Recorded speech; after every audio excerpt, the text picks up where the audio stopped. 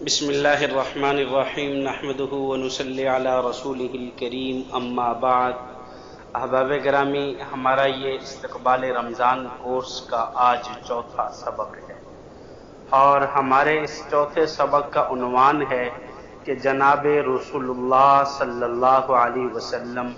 رمضان المبارک کا کیسے استقبال فرماتے تھے۔ کیونکہ ہم مسلمان ہیں اور مسلمان کے ساتھ ساتھ اپنے آپ کو دیندار بھی کہتے ہیں،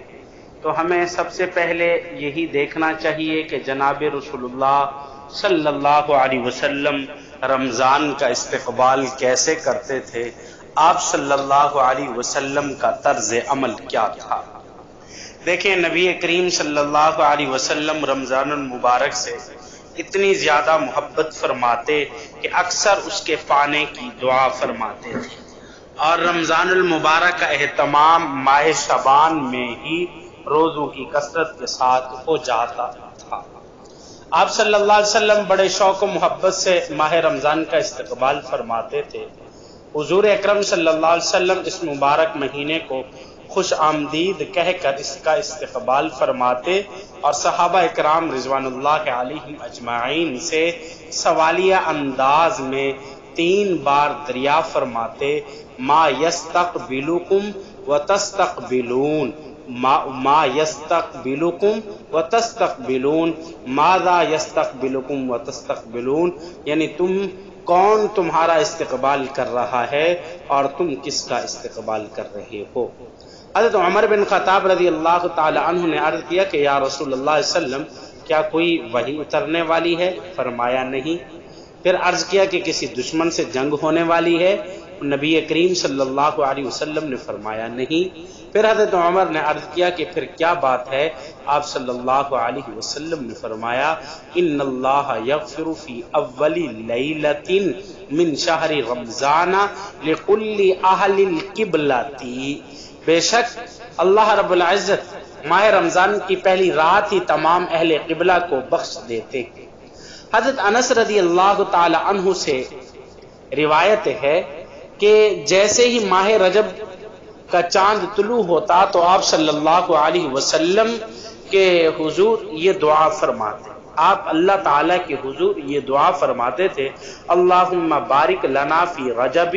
و شعبان و بارک لنا فی رمضان، اور بعض جگہوں پہ آتا ہے وبلغنا فی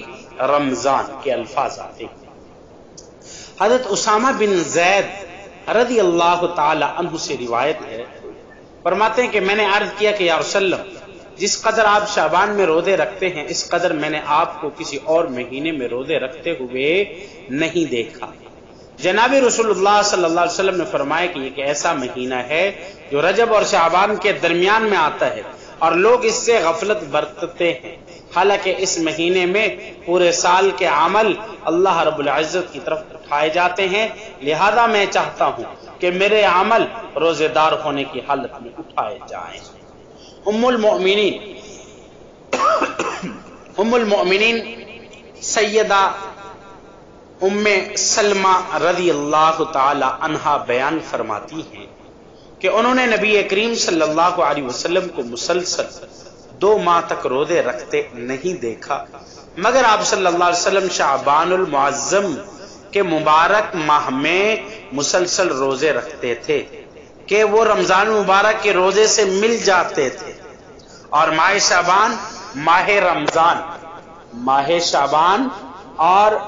ماہ رمضان میں گویا کہ ایسے سمجھے کہ ماہ شعبان ماہ رمضان کے لیے مقدمے کی مانند ہوتا، لہذا اس میں وہی اعمال بجا لانے چاہیے جن کی کثرت رمضان مبارک میں کی جاتی ہے، یعنی روزے کی کثرت، قرآن مجید کی تلاوت کی کثرت۔ علامہ ابن رجب حنبلی علیہ رحمہ لطائف المعارف میں لکھتے ہیں، ماہ شعبان میں روزوں اور تلاوت قرآن کی کثرت اس لیے کی جاتی ہے تاکہ ماہ رمضان کی برکات حاصل کرنے کے لیے مکمل تیاری ہو جائے اور نفس رحمان کی اطاعت پر خوش دلی اور خوب اطمینان سے راضی ہو جائے۔ صحابہ اکرام رضوان اللہ علیہم اجمعین کے معمول سے اس حکمت کی تائید بھی ہو جاتی ہے حضرت انس رضی اللہ تعالیٰ عنہ شعبان میں صحابہ اکرام رضوان اللہ علیہم اجمعین کے معمول پر روشنی ڈالتے ہوئے فرماتے ہیں کان المسلمون اذا دخل شعبان،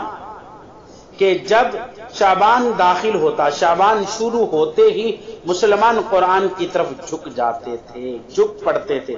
اپنے اموال کی زکوٰۃ نکالتے تاکہ غریب مسکین لوگ روزے اور ماہ شعبان میں بہتر طریقے سے گزار سکیں، وہ بھی باقی کی طرف توجہ ہٹا کے عبادات کی طرف توجہ اپنی بڑھا سکیں۔ یہ رمضان المبارک کے آنے کے سے پہلے کے چند ایام دیکھیں، جو سب سے بڑی بات ہے، آپ اپنے گھر میں رمضان کے فضائل بیان کیجئے۔ رمضان کے آنے سے پہلے اپنے بچوں کو رمضان کے فضائل سمجھائیے، بتائیے، روزے کے مسائل بتائیے، اور خود کو روزے کے مسائل سیکھنے چاہیے، اور پھر روزے کے ساتھ روزے کے فضائل، اعتکاف کے مسائل، زکوٰۃ کے مسائل، نماز تراویح کے مسائل، اور نماز تراویح کے متعلق ابھی سے اپنے گھر والوں کو بتانا شروع کر دیں۔ خواتین حضرات گھر میں بیٹھ کر 20 تراویح پڑھیں، اور مرد حضرات مسجد میں جا کر 20 تراویح پڑھیں۔ ابھی سے رمضان المبارک کی مکمل تیاری کرنا شروع کر دیں، کیونکہ جناب رسول اللہ صلی اللہ علیہ وسلم اسی طرح اسی شعبان کے مہینے میں تیاری کیا کرتے تھے، اور حضرات صحابہ اکرام رضوان اللہ علیہم اجمعین اپنی کمر